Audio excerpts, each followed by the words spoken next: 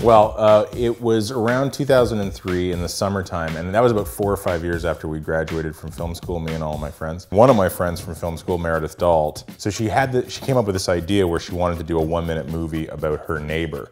Her neighbor at the time was Hurricane Carter from the movie of the name The Hurricane. So she thought it would be kind of cool to just do a really short movie. So she was like, that's easy, I can just do that. But just to give it a little bit of extra oomph, she came to this party and said, let's all make one, like everybody at the party make one-minute movie about your neighbor. And she even had us sign contracts and all this other stuff, so that there'd be kind of this group mentality of like, we're all gonna go do it, so nobody gets to fail, right? And I don't know exactly how that information got out on the internet, but it did get out, and then suddenly we were getting emails from people in Japan and New Zealand, South Africa, all over the world being like, well, we wanna make 1-minute movies about our neighbors, so we might as well throw a screening.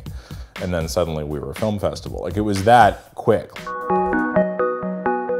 We're gonna tell you what to make it about, and we're gonna tell you how long it has to be, and we're gonna give you a certain amount of time. It's like a school project.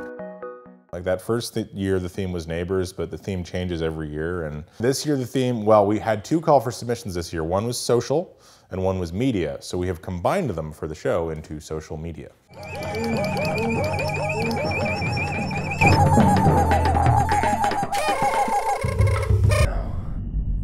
We had some 1-minute film exercises when we were in film school, and then, and also when making these movies, I found that if I went with my first impulse, it was usually the right thing. And I think your instinct, you know, that's the nice thing about getting these one-word themes. You hear the word social, instinctively you're just gonna come up with something right then. That word means something to you already, and if you follow that thread, I think you're gonna come up with something that's a little bit more unique and interesting. And I mean, again, the core concept of give them a length restriction and give them a theme so that it encourages like spontaneous creativity, and it limits you in a way so that you don't have to, you know, the hardest thing in the world is the blank page.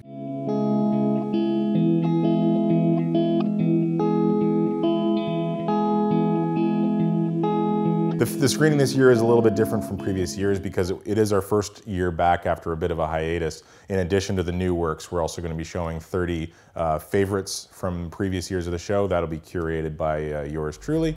It's interesting, this year is kind of more of a mood year. We got a lot that are sort of visual essays or tone poems. We got a lot of sort of looks at, you know, a day in the life of a street in Toronto and stuff like that, or kind of more just moody pieces, music and image-based piece. There is some narrative. We've got a filmmaker who did not 1 but 2 films for us this year, and they're both in the festival. One of them is called LOL Women, and it's a takeoff on Little Women, but it's done with entirely with lol speak. Pew and more pew pew. He thought he was going to pone. Pone hard. There's 2 horrible sides to this coin. One is that we made this festival to get filmmakers off their ass and actually making work. The other side of it is, and that happened, right? Like filmmakers definitely did that, and it became part of just their year, was they'd make a little 1-minute movie for us while they were doing stuff otherwise.